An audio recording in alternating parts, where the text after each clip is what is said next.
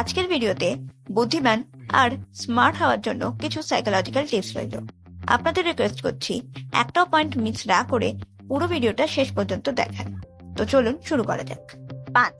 আপনি কি এরকম মানুষ যে সমস্যার সমাধান ভালোভাবে দিতে পারে অথচ নিজেই বেশি সমস্যায় ভোগে? এটা দেখা গেছে যে যারা সবসময় সেরা পরামর্শ দেয় তারাই সাধারণত নিজেরা সবচেয়ে বেশি সমস্যার মধ্যে থাকে। এর অনেক কারণ থাকতে পারে। প্রথমত, বেশি সমস্যার সম্মুখীন হলে মানুষ জীবনের বিভিন্ন চ্যালেঞ্জের মুখোমুখি হয়, আর এই অভিজ্ঞতাগুলোই তাদেরকে আরো বেশি জ্ঞানী করে তোলে।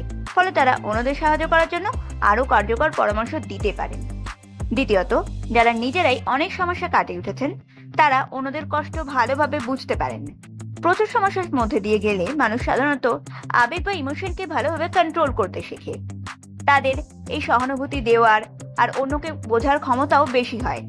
তাদের শান্ত স্থির মনোভাব থেকে প্রাপ্ত পরামর্শগুলো অন্যদের কাছে আরো বেশি যুক্তিসঙ্গত বলে মনে হয়। তারা এই পরামর্শগুলো ভালোভাবে নিতে পারে।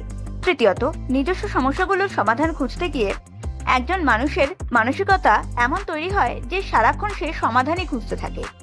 তাই অন্যদের সমস্যার সমাধান দিতে তারা সদা প্রস্তুত থাকে। 4. এই সাইকোলজিক্যাল ফ্যাক্টে আপনাদের বুদ্ধিমান মানুষদের একটা বৈশিষ্ট্য বলে দিই। বুদ্ধিমান মানুষেরা কখনোই অযথা তর্ক বা বিতর্কে নিজেদেরকে জড়ান না। যদিও তারা খুব মনোযোগ সহকারে প্রত্যেকটা ছোটখাটো বিষয় লক্ষ্য করেন, তবুও কোনো কিছু বলার আগে তারা মনে মনে তার ফলাফল ভালোভাবে ভেবে নেন, যে সেটা বললে কি হতে পারে আর না বললে কি হতে পারে। তারা খুব সচেতনভাবে চুপ থাকেন। এর কারণ হতে পারে তারা শান্তি পছন্দ করেন, বুঝতে পারেন যে প্রত্যেকটা পরিস্থিতিতেই প্রতিক্রিয়া দেওয়ার কোনো প্রয়োজনীয় হয় না, বা তারা হয়তো জানেন যে বিরোধে জড়ালে তার ফলাফল সবসময় ভালো বা পজিটিভ হয় না। 3. আপনি কি জানেন আপনার হাতে লেখার সঙ্গেও আপনার মনের একটা সম্পর্ক আছে?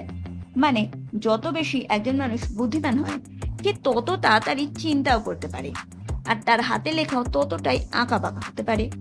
এর কারণ হলো, প্রথমত বুদ্ধিমান মানুষদের ব্রেন খুব তাড়াতাড়ি কাজ করে, ফলে তারা খুব তাড়াতাড়ি চিন্তাও করতে শুরু করে।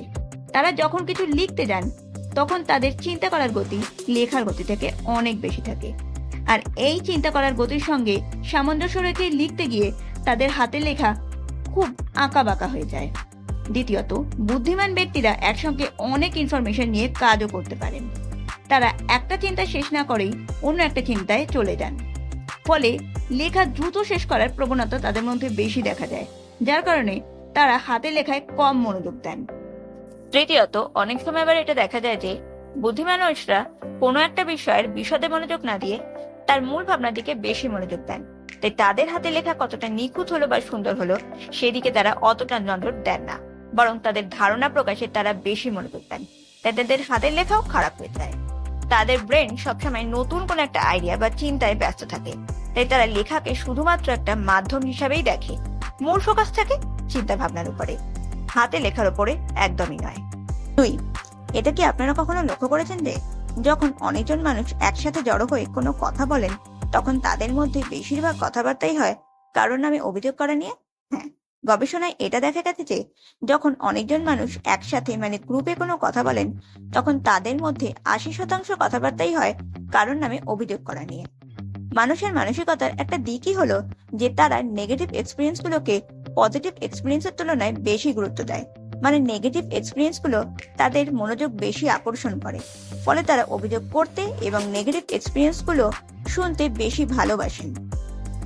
অনেক সময় আবার অভিযোগ করার মাধ্যমে মানুষ নিজেদের সমস্যা আর চিন্তা অন্যদের সাথে ভালোভাবে শেয়ারও করতে পারেন, যেখানে তারা নিজেদের অনুভূতি ভালোভাবে প্রকাশ করতে পারেন আর একই ধরনের অভিজ্ঞতা রয়েছে এমন মানুষদের সাথে যোগাযোগ করতে পারেন।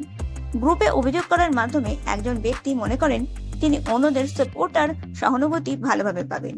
অন্যরা যখন তাদের সমস্যার প্রতি সমর্থন জানায় তখন তারা মানসিকভাবে ভালো বোধ করেন, আর এটা তাদের মানসিক সান্ত্বনাও দেয়। 1. আপনাকে নিজেকে আরো বেশি স্মার্ট দেখাতে চান? সাইকোলজি বলে যে মানুষকে তখন আরো বেশি স্মার্ট বা আকর্ষণীয় দেখায় যখন তারা এমন কিছু বিষয়ে কথা বলে যা তাদের খুব পছন্দের হয়। যখন কেউ তার কোনো প্রিয় বিষয় নিয়ে কথা বলে তখন তাদের আবেগ বা ইমোশন ভালোভাবে প্রকাশ পায়, আর তাদের এই আবেগ তাদেরকে আরো বেশি উচ্ছ্বসিত করে তোলে, যা তাদের মুখের আর চোখের এক্সপ্রেশনে শরীরের ভাষায় ভালোভাবে ফুটে ওঠে, যা তাদেরকে আরো বেশি প্রাণবন্ত আর আকর্ষণীয় করে তোলে। প্রিয় বিষয় নিয়ে কথা বললে মানুষের আত্মবিশ্বাস এমনিতেই বেড়ে যায়, কারণ তারা সেই বিষয় জানে আর স্বাচ্ছন্দ্য বোধ করে। এই আত্মবিশ্বাসও তাদেরকে আকর্ষণীয় করে তোলে। আগ্রহের বিষয় নিয়ে কথা বললে মানুষের মধ্যে একটা পজিটিভ শক্তি তৈরি হয়, যা অন্যদের মনোযোগ ভালোভাবে আকর্ষণ করে। এই পজিটিভ শক্তি আর উচ্ছ্বাস তাদেরকে আরো বেশি স্মার্ট আর আকর্ষণীয় করে তোলে। আজকের ভিডিওটা এই পর্যন্তই। যদি এই ভিডিওটা আপনাদের ভালো লেগে থাকে তাহলে ভিডিওতে লাইক, কমেন্ট, শেয়ার করে চ্যানেলটা সাবস্ক্রাইব করে পাশে থাকা বেল আইকনটা প্লিজ টিপে দেবেন। ধন্যবাদ।